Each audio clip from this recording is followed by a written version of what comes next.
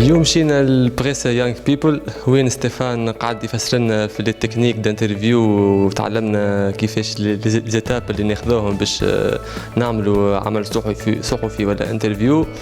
ومن بعد قعدنا نطبقوا في اللي تعلمناه في دي سكتش ودي شيما سور بابيي باش نفسروا اللي عملناه في بطريقة واضحة وسهلة. من بعد تعلمنا كيفاش نعملوا لي فيديو وكيفاش نعملوا مونتاج، وتعلمنا لي زيتاب اللي نستعملوهم ونستخدموهم باش يكون العمل الصحفي ناجح وبكيفية باهية.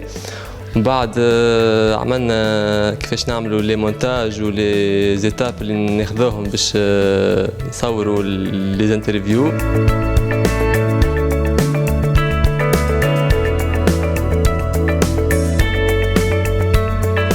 توا كنا في مرسيدس بنز ميوزيم، عدينا وقت باهي ياسر، تعرفنا على جميع لي جام تاع مرسيدس بنز وعرفنا الهيستوريك تاع كل كرهبة.